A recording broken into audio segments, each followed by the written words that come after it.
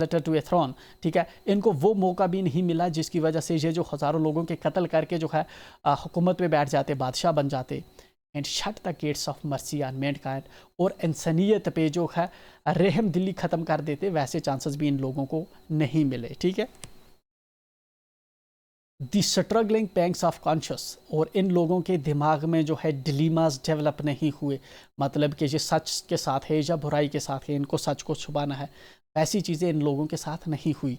To quench the blushes of ingenuous shame, और कभी इन लोगों को एम्बेरसमेंट भी नहीं हुई कि इन्होंने किसी के साथ गलत किया है, क्योंकि ये मॉरली हाई लोग थे, ठीक है। डिसऑनेस्टी इन्होंने सीखी ही नहीं।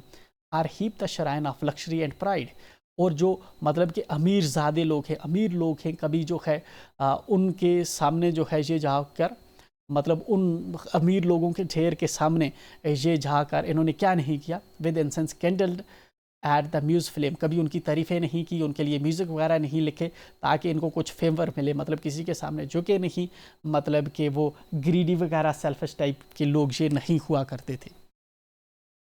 फार फ्राम द मेडलिंग क्राउड्स, ठीक है। ये जो वेल्दी लोग हैं, जो मतलब के एम्बिशियस लोग हैं, आजकल के जो मटेरियलिस्टिक लोग हैं, जो दुनिया की चीज़ों के पीछे भाग रहे हैं, उनसे ये काफ़ी दूर रहे। किस चीज़ में? इग्नोएबल स्ट्राइफ रही इनकी, मतलब अपनी जो इनकी लाइफ थी ये उसी में जो है मतलब कि सॉरी जो डिसऑनरेबल स्ट्रगल थी, मतलब कि जिस तरह किसी को मर्डर करके ऊंचाई पे पहुंच जाना, ठीक है, किसी का हक मार लेना, किसी की ज़मीन हड़प लेना, वो वाले काम इन लोगों को नहीं आते थे, ये उनसे दूर रहे। Their sober wishes never learn to stray, stray होते हैं हमारे आवारा कुत्ते, ठीक है। इनकी जो विशेस थी, इनकी जो लिमिटेड विशेस थी, ठीक है, इनकी चाहते थी, कभी उन्होंने नहीं सीखा कि वो स्ट्रे हो जाए।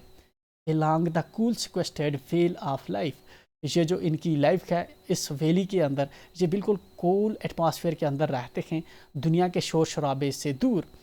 थे केप्ट द नॉइजलेस टेनर, मतलब कि पीसफुल जो ज़िंदगी है, इन्होंने उसको अपना जो है रास्ता बना लिया है, पीसफुल ज़िंदगी जीना ये लोग पसंद करते हैं। Yet even these boons from insult to protect, हालांकि पॉइंट आगे हमें बता रहा है कि इवन जो लोग यहाँ पे डेड हैं, मर चुके हैं, इवन इनकी जो बूंस हैं वो भी डिज़र्व करती हैं कि उनको भी लोग जो है प्रेज़ करें एंड उनको कोई इंसल्ट ना करे, ठीक है, उनकी कोई इंसल्ट ना करे, कोई ये ना कहे ये तो गरीब लोग हैं, इनका कुछ है ही नहीं, मतलब ऐसे वैसे, ठीक है। मतलब पॉइंट को ये चीज़ जो है यहाँ पे फील हो रही है। सम फ्रेल मेमोरियल स्टिल एरेक्टेड नाई, ठीक है। पॉइंट हमें बता रहा है कि यहाँ के जो लोग मर चुके हैं वो भी चाहते थे कि कोई उनकी इंसल्ट ना करे, हालांकि वो गरीब लोग थे, मॉरली अपराइट थे, बट ये चीज़ वो भी चाहते थे कि कोई उनकी एलर्जी लिखे या कोई उनकी कब्र पे एपिटैफ वगैरह हो। जहाँ पे पॉइंट ऑब्जर्व कर रहा है कि छोटे छोटे जो मेमोरियल्स हैं, फ्रेल मेमोरियल, छोटे छोटे मेमोरियल जो हैं वो हमें देखने को मिलते हैं, उतने लग्जोरियस और हाई कॉस्टली तो नहीं हैं, बट छोटे छोटे टूटे फूटे जहाँ पे मेमोरियल इस कब्रिस्तान में देखने को मिल रहे हैं। विद अनकाउथ राइम्स, इसके ऊपर जो पोइट्री वगैरह लिखी गई है उसके अंदर प्रॉपर राइमिंग नहीं है, ऐसा लग रहा है किसी अनप्रोफेशनल बंदे ने लिखी हुई है। एंड शेपलेस स्कल्पचर डेक्ट, और जो स्कल्पचर अगर किसी का कहीं पे बना हुआ है किसी कब्र पे, तो वो शेपलेस है, मतलब प्रॉपरली किसी प्रोफेशनल बंदे ने नहीं बनाया, जो इंडिकेट करता है कि जो यहाँ के आर्टिस्ट थे वो भी प्रोफेशनल नहीं थे, या फिर प्रोफेशनल लोग कॉस्टली होते हैं और गरीब लोग उनको हायर नहीं कर सकते, इवन मरने पे ये टॉम वगैरह लगाने के लिए भी।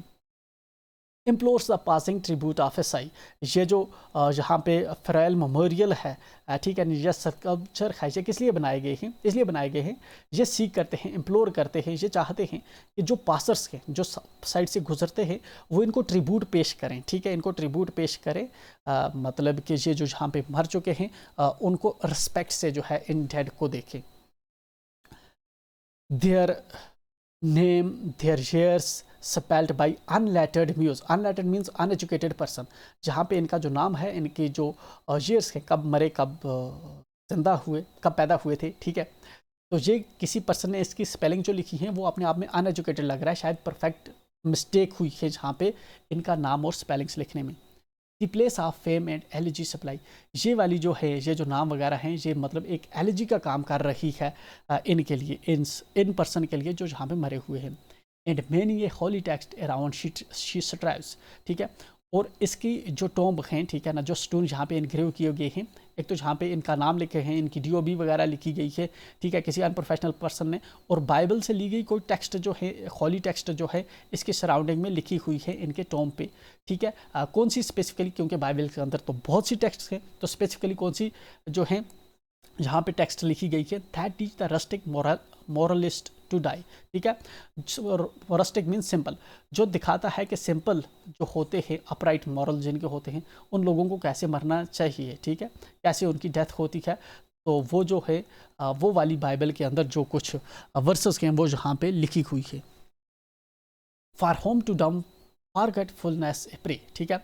जो हम लोग होते हैं, जो ये लोग हैं जो इवन जानते भी हैं, ठीक है, कि जब मरने के बाद लोग जो है वो भूल का शिकार हो जाएंगे, मतलब कि लोग उसके बाद जो है भूल जाएंगे मरने वाले को। This pleasing actions being ever resigned, ये जो आदमी का प्लीजिंग एक्शंस होता है, लोगों को खुश करने वाला नेचर होता है, ठीक है, उनकी तारीफें करने वाला होता है, इसको वो कभी नहीं छोड़ता, ये जानते हुए भी कि लोग जो हैं उसके मरने के बाद उसको भूल जाएंगे। Left the warm precincts of the cheerful day, ठीक है, मतलब कि जो इसकी हैप्पी लाइफ है, मतलब कि हैप्पी एंड ब्यूटीफुल जो डेज़ पीछे इस दुनिया में हैं वो पीछे रह जाएंगे, ये सब छोड़ के आदमी चला जाएगा और पीछे सब कुछ बोल जाएंगे। नार कास्ट वन लॉन्गिंग, आदमी जो है मरने वाला होगा लेकिन उसकी चाहत जब भी जो है पीछे रहती है, इस दुनिया की ओर रहती है। लिंगरिंग लुक बिहाइंड, वो चाहता है कि इसी दुनिया में रहे और पीछे मुड़ के देखता रहता है, ठीक है। On some fond breast the parting soul relies, अब मरने वाला जो है वो क्या चाहता है, वो चाहता है कि कोई जो है कंपेनियन हो, कोई लव्ड वन जो हो, वो जो पार्टिंग सोल्स का है, जो मरने वाला है उसके साथ हो, उसके साथ होना चाहिए जब कोई बंदा मरे। सम पोयस ड्रॉप, मतलब कोई उसके लिए रोए, आंसू बहाए। आर द क्लोजिंग आइज, जो आइज क्लोज हो रही है उनके लिए कोई आंसू बहाए जो मर रहा है।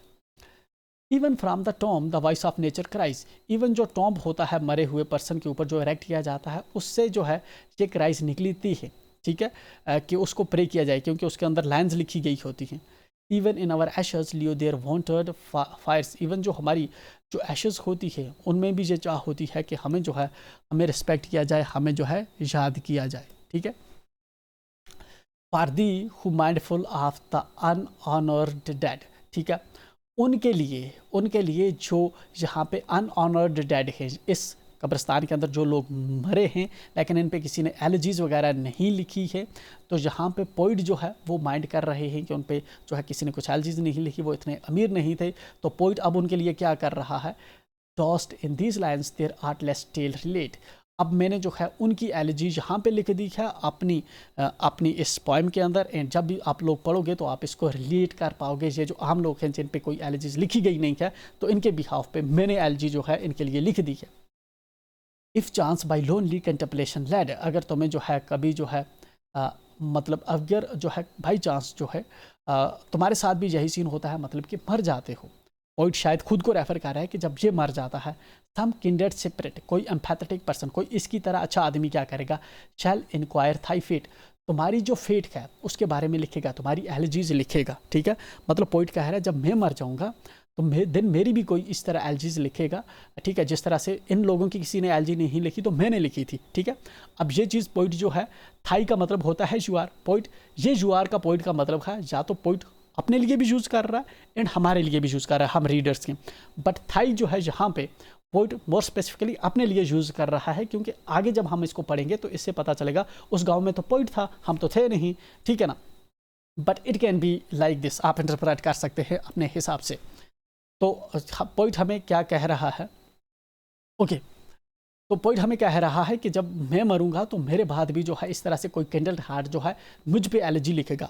अब पोइट पे क्या एलजी लिखेगा वो नेक्स्ट स्लाइड पे जो है हमें शुरू होती है, जो पोइट के लिए कोई एलजी लिखेगा, क्या लिखेगा, हैप्पली सम हॉरी हेडेड स्वेन, हॉरी हेडेड स्वेन मतलब कि बूढ़ा आदमी जिसके सर के बाल जो है वो ग्रे हो चुके हैं, ठीक है। हैप्पली का मतलब है परहैप्स, शायद कोई बूढ़ा आदमी जो है कहे मेरे मरने पे, पोइट के मरने पे, often have we seen him at the peep of the dawn, जब सुबह जो है सुबह झांकती थी, ठीक है, जब सुबह होती थी एंड रात जो है गायब होती थी, सुबह आती थी, तो हम उसको देखा करते थे।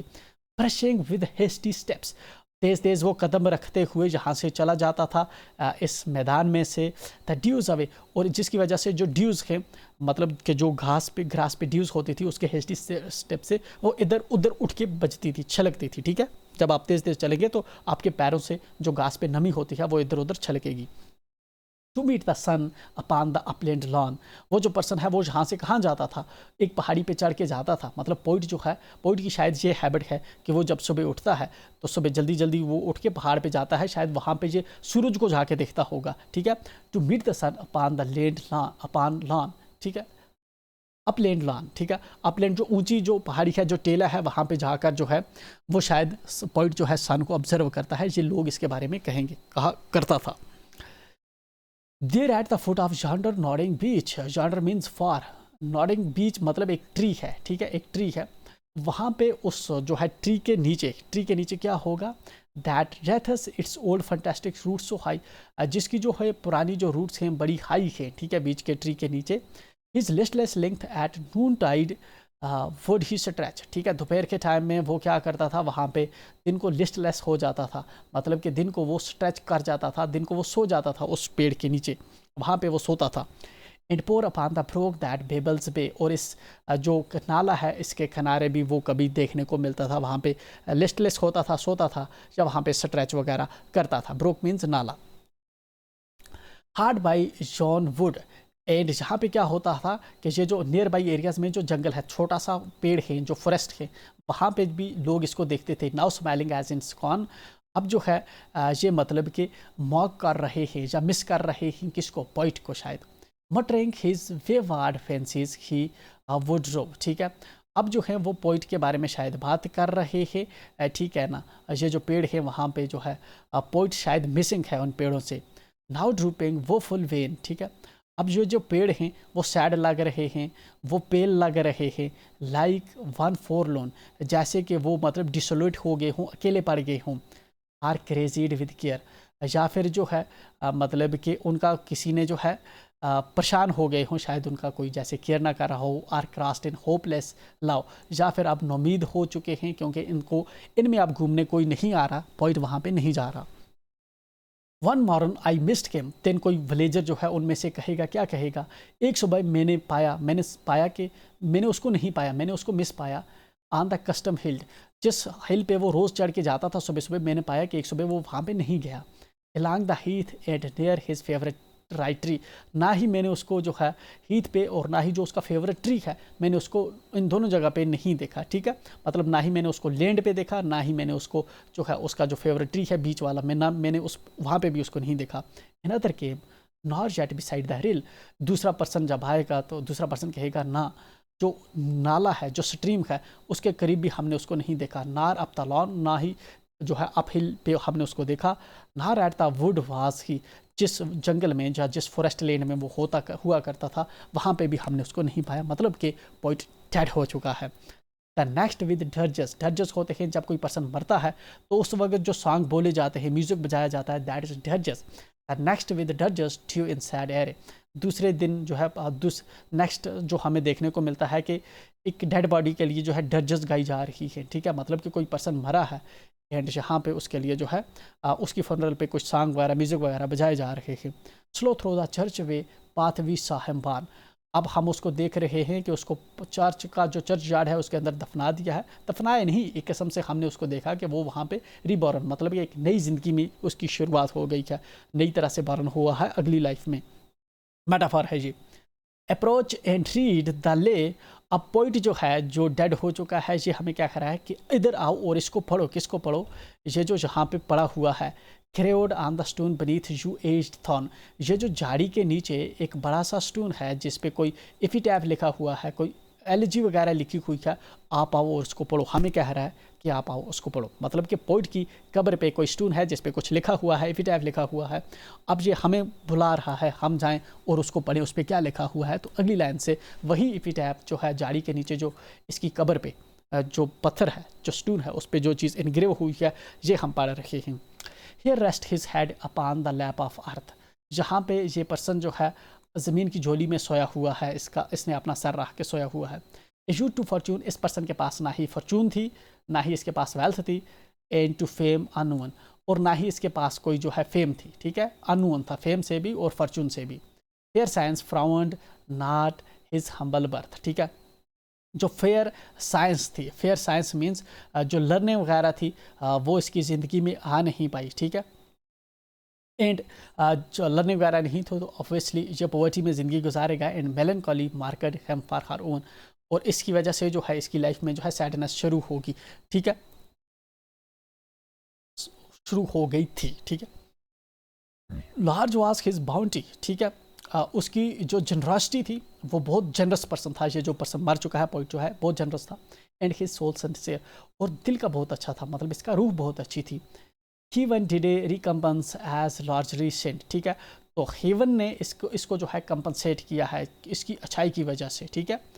क्या इसके साथ अच्छा हुआ है, जहाँ पे अब हेवन में इसको क्या मिला है, he due to misery all he had, मतलब जितने भी लोगों को जो परेशानी वगैरह होती थी तो ये क्या करता था, ये पर्सन एटेयर, मतलब कि ये पर्सन एम्पैथी करता था उन लोगों के साथ, उन लोगों के दुख में शरीक होता था, कंपैशनेट था, ठीक है, लोगों की जो जिनको परेशानियों में देखता था। इसके बदले में इसको क्या मिला, जहाँ पे इस मरने के बाद he gained from heaven that it was all he wished, जिसकी उसने विश की थी वही चीज़ उसको मिली। क्या मिला उसको, एक अच्छा दोस्त मिल गया है हेवन के अंदर। No farther seek his merits to disclose, अब जो है कोई भी जो फादर है जो गॉड है उसके जो मेरिट्स या डीमेरिट्स वो डिस्क्लोज नहीं कर रहा।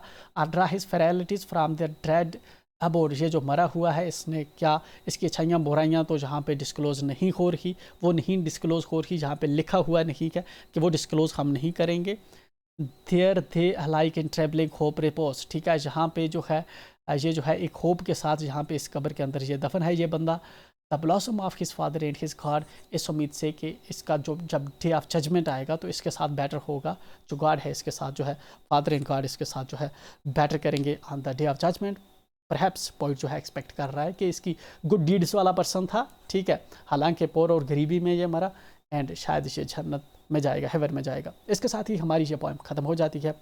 आई स्टिल थिंक ये लेंथी हो गई, बट एनी 128 लाइन्स की पोएम थी। अगर यहाँ तक आप हमारे साथ है तो आई रिक्वेस्ट यू कि आप लाइक करें, चैनल को सब्सक्राइब करें, एंड दोस्तों के साथ शेयर करना ना भूलें। हम मिलते हैं नेक्स्ट वीडियो में, टिल देन एन्जॉय।